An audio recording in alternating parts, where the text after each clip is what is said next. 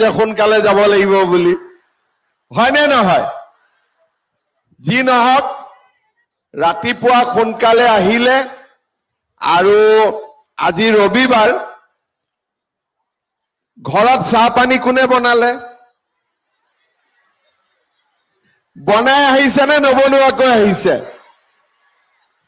যি নহক আজি ৰবিবাৰ যেতিয়া ঘৰৰ মানুহজনেও নিজে বনাই ল'ব পাৰিব আজিতো তেওঁৰো অফিচ কাছাৰী নাই নহয় জানো কেতিয়াবা আপোনালোকক বনাই খুৱাই নে নুখুৱাই কাক কাক বনাই খুৱাই হাত ডাঙকচোন আৰু কাক কাক নুখুৱাই হাত ডাঙক ঠিক আছে লাহে লাহে বনাই খুওৱা পুৰুষ মানুহৰ সংখ্যাও বাঢ়িছে হয়নে নহয় আজিৰ সভাত আমাৰ মাজত উপস্থিত গুৱাহাটী লোকসভা সমষ্টিৰ সাংসদ বিজুলী কলিতা মেধি ডাঙৰীয়ানী আমাৰ দিছপুৰ সমষ্টিৰ বিধায়ক অতুল বৰা ডাঙৰীয়া গুৱাহাটীৰ মেয়ৰ মিগেন শৰণীয়া ডাঙৰীয়া জিলা পৰিষদৰ সভানেত্ৰী মিতালী কলিতা ডাঙৰীয়ানী আমাৰ মাজত উপস্থিত তপন দাস ডাঙৰীয়া নবাৰুণ মেধি ডাঙৰীয়া জিলা আয়ুক্ত সুমিত সাতাৱন ডাঙৰীয়া আমাৰ জিএমচিৰ আয়ুক্ত চিন্ময় প্ৰকাশ ফুকনকে আদি কৰি মঞ্চত উপবিষ্ট বিশিষ্ট ব্যক্তিসকল আৰু ডিমৰীয়া বিধানসভা সমষ্টিৰ বিভিন্ন অঞ্চলৰ পৰা অহা আই মাতৃসকল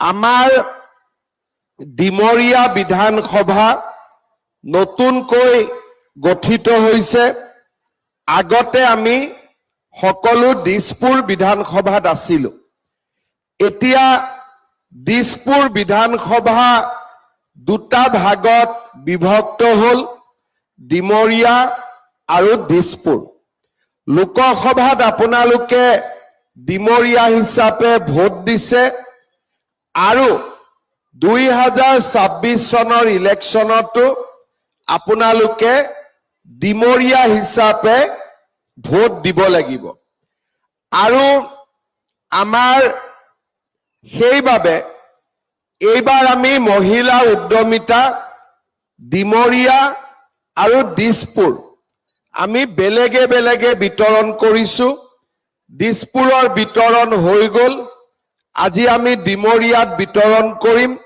আৰু কামৰূপ মহানগৰ জিলাত আমাৰ উদ্যমিতা অভিযান বিতৰণী প্ৰায় সম্পূৰ্ণ হ'ব এতিয়ালৈকে আমাৰ অসমত 65খন বিধানসভা সমষ্টিত এই পুঁজি বিতৰণ হল আৰু আজি ডিমৰীয়াত সম্পূৰ্ণ হোৱাৰ লগে লগে আমাৰ 64টা বিধানসভা সমষ্টিত এই পুঁজি বিতৰণ সামৰণি পৰিব ডিমৰীয়াত 24,767 গৰাকী আই মাতৃয়ে উদ্যমিতা অভিযানৰ পুঁজি লাভ কৰিব ইয়াৰে 4,178 গৰাকী আমাৰ ৱাৰ্ডৰ পৰা আহিছে পৌৰ নিগম এলেকাৰ পৰা আহিছে আৰু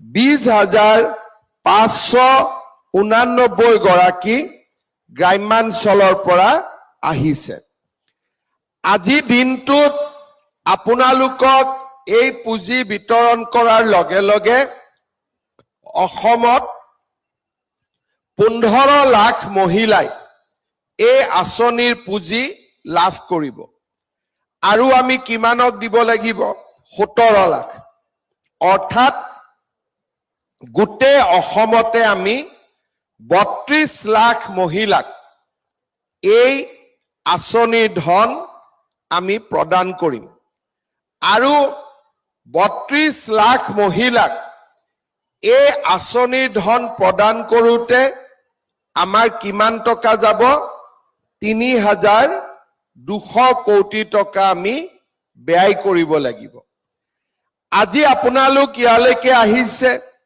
সকলোৱে 10-10 হাজাৰ পাব। কিন্তু এই 10 হাজাৰক যদি 24 হাজাৰেদি আমি পূৰণ কৰোঁ, আজি আমাৰ ডিমৰীয়াত 24 কোটি টকা অলপ পিছতে আমি বিতৰণ কৰিম। তাৰ মানে আপোনালোকে চিন্তা কৰক, আমাৰ অসমৰ মহিলাসকলৰ কাৰণে আগতে কেতিয়াও কোনো কালে ৩,২০০ কোটি টকাৰ আঁচনি গ্ৰহণ কৰা হোৱা নাছিল।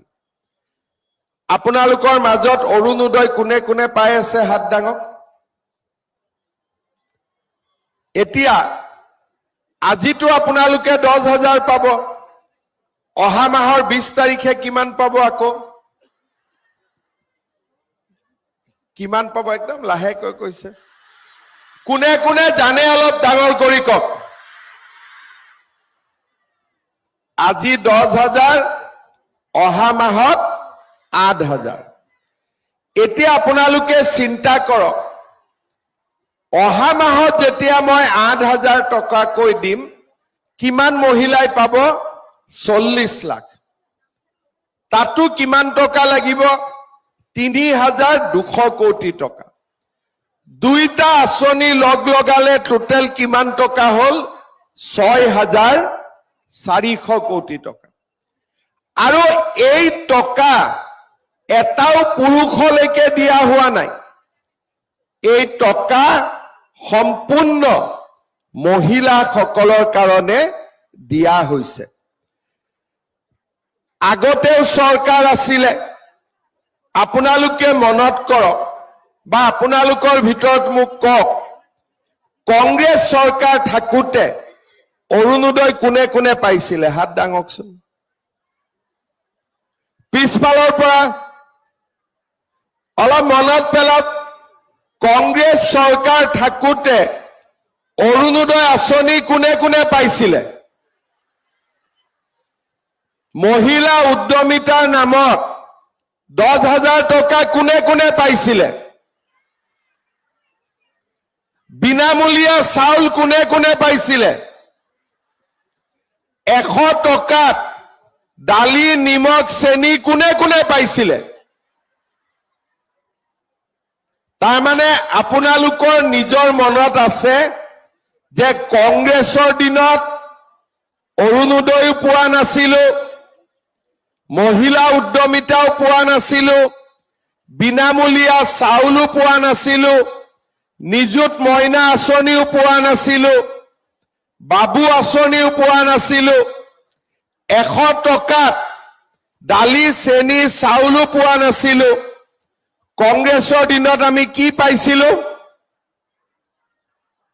কি পাইছিলো মনত কৰক অলপ। কংগ্ৰেছৰ দিনত আমি কি পাইছিলো? লুঙি আৰু ধুতি, সূতা আৰু কম্বল। কাবাৰ কাবাৰ ভাগ্যত পৰিছিলে, কাবাৰ কাবাৰ ভাগ্যত পৰা নাছিলে।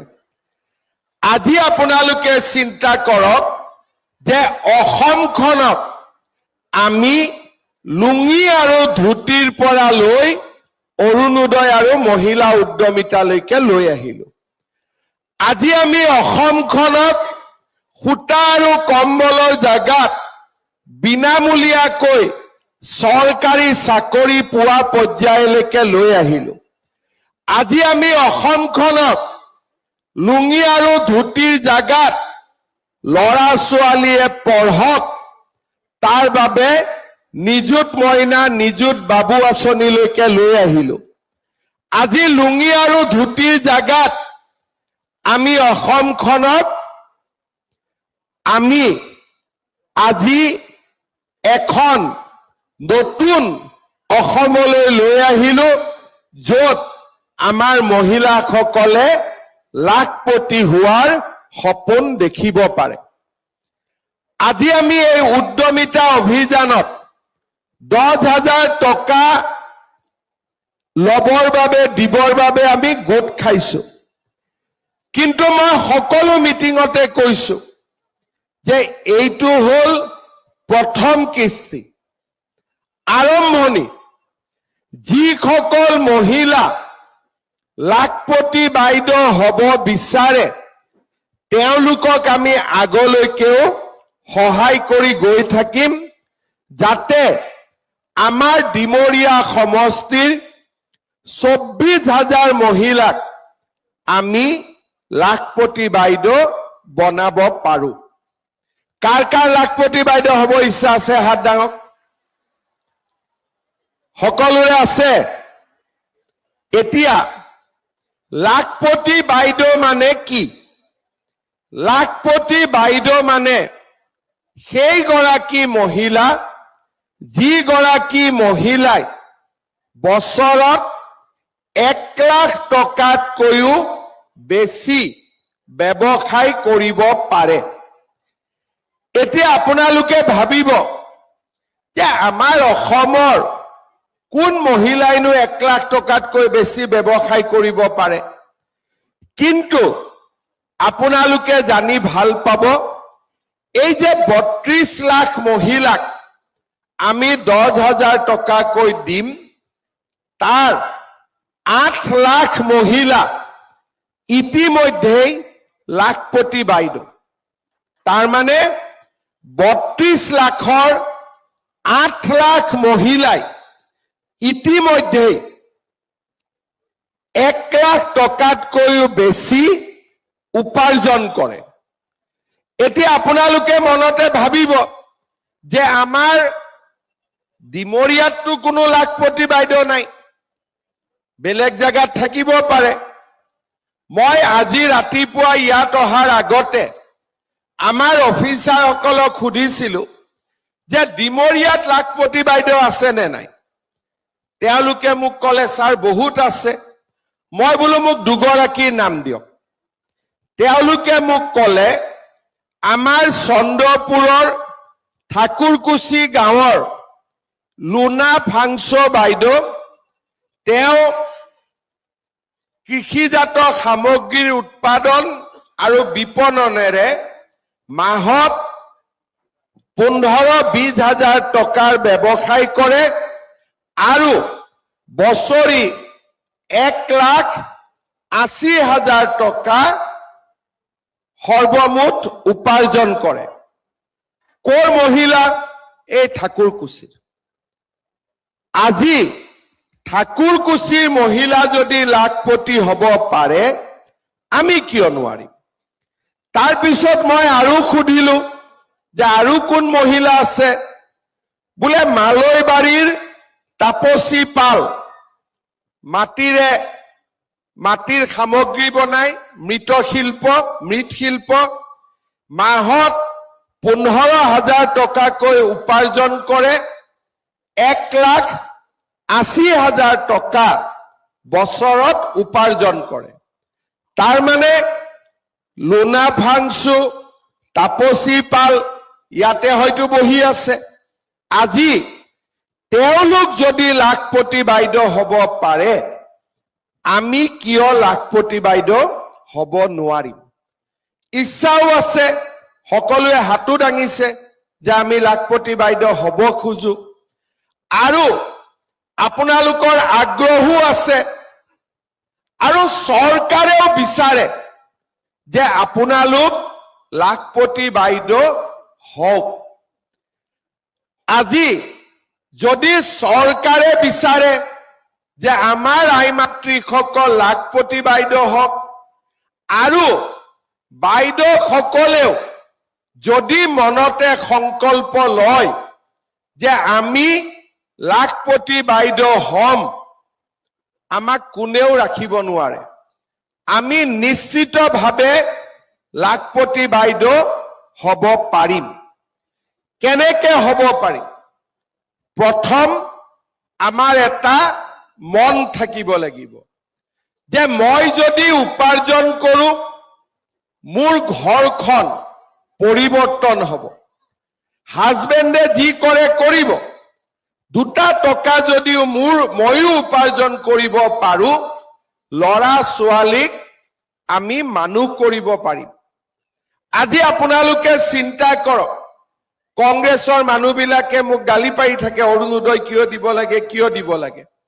কিন্তু এই যে 1250 টকা মাহৰ 10 তাৰিখে আপোনালোকৰ একাউণ্টত আহে, ই আপোনালোকক এটা সাহস দিয়ে যে যি নহওক 10 তাৰিখে 1250 টকা মোৰ একাউণ্টত আহিব। কাবাৰ কাবাৰ হাজবেণ্ডে তো 8 তাৰিখে কৈ এই মোবাইল চাই থাকিবি দেই, মেছেজ আহিব। তাৰ মানে এই 1250 টকা এতিয়া আমি ঘৰৰ বাজেটত ধৰি লওঁ। কোনবা মাহত যদি আমি নপঠাও, মহিলাসকলে খবৰ লোৱা আৰম্ভ কৰি দিয়ে যে কি হল কি হল। তাৰ মানে এই 1250 টকা এতিয়া আমাৰ পৰিয়ালৰ বাজেটত সংযোজিত হৈছে। যদি আমি লাখপতি বাইদেউ হ'ব পাৰো, আমি মাহত যি কেইটা টকা উপাৰ্জন কৰিম, সেই টকা কেইটাৰে আমাৰ ল'ৰা ছোৱালীক আমি এটা উজ্জ্বল ভৱিষ্যতৰ ফালে লৈ যাব পাৰিম। আজি আমি 10,000 টকা আপোনালোকক প্ৰথম কিস্তি দিম। মই বাৰে বাৰে শব্দটো কৈছো, প্ৰথম কিস্তি। 10,000 টকাটো লৈ আমি কি কৰিম? আমি 3টা ভাগত তাক খৰচ কৰিব পাৰো। প্ৰথম 10,000 টকাটো লৈ আমি গ্ৰুপৰ একাউণ্টত দিলো। 1 লাখ টকা হল। যিগৰাকী মহিলাই কিবা কৰিব খুজিব তেওঁক আমি লোন দিলো, বা আমি একেলগ লাগি কিবা এটা ব্যৱসায় কৰিলো। 1 নম্বৰ। কিছুমানে কব যে নহয়, আমি 10,000 টকাটো দি নিজে কিবা এটা কাম কৰিম। কোনো আপত্তি নাই। ছাগলী কিনিলো, গাহৰি পুহিলো, গাই গৰু পুহিলো, চিলাই মেচিন কিনিলো, আমি সৰুকৈ দোকান এখন দিলো। আমাৰ কোনো আপত্তি নাই। তাৰ পিছত কিছুমান মহিলাই কব যে নহয়, মই যদি টকাটো খৰচ কৰো, যদি মোৰ কামটো ভাল নহয়, তেতিয়া কি কৰিম?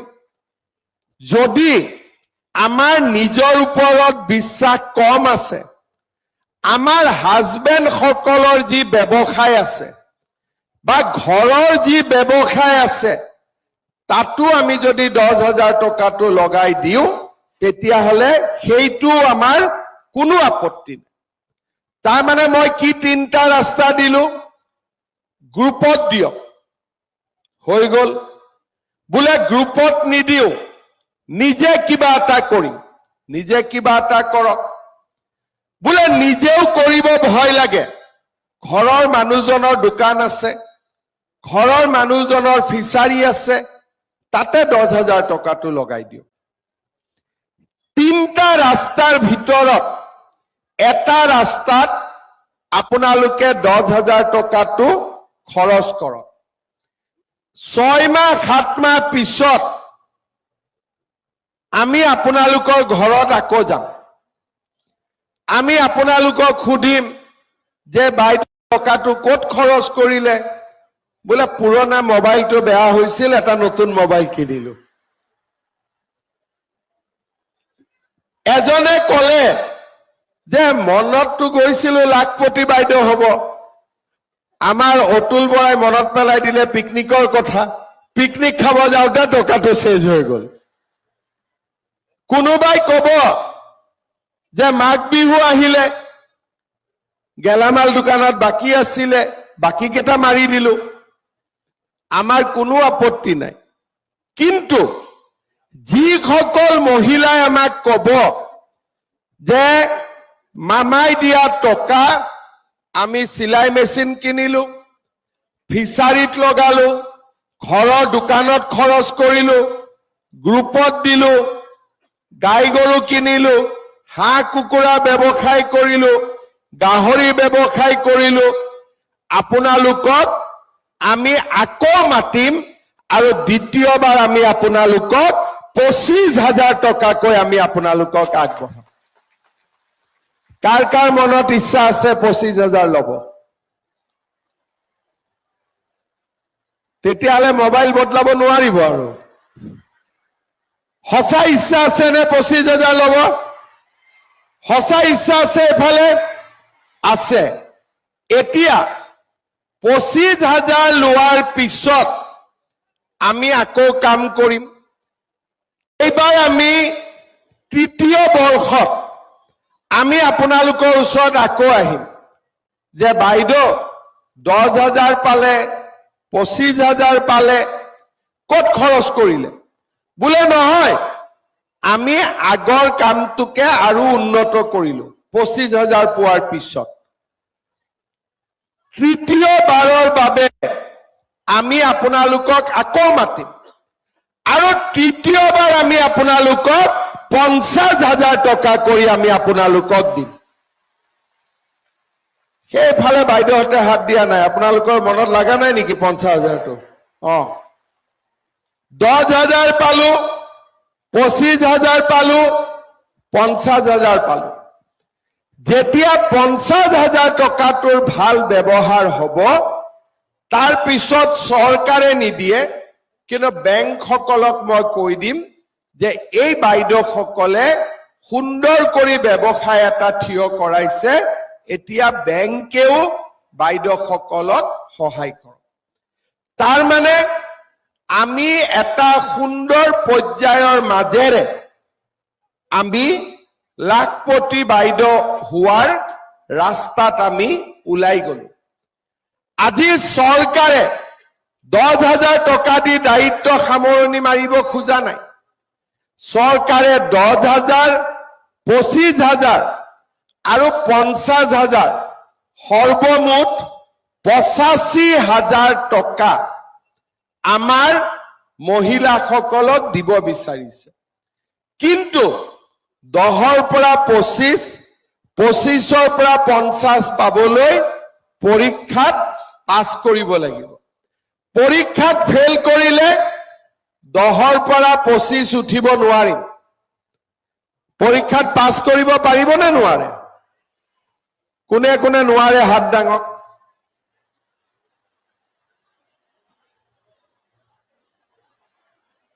নোৱাৰা কোনো নাই এতিয়া কোনে কোনে পাৰিব হাত দাঙক বাপৰে মোৰ বহুত টকা খৰচ হ'ব যি নহওক টকা খৰচ হলেও তাত এটা আনন্দ আছে যে আমি অসমত 32 লাখ মহিলাক এটা ৰাস্তা দেখুৱাবলৈ সক্ষম হৈছো আজি অসমৰ মই যি জায়গাতে গৈছো 10টা বজাত মিটিং মহিলাসকল 6টাতে আহিছে 5টাতে আহিছে তাৰ মানে মহিলাসকলৰ এই আঁচনিটোক লৈ কিমান এটা আগ্ৰহ আছে আজি এই কথাটোৱে কি প্ৰমাণ কৰিছে যে আমাৰ মহিলাসকলে ইমান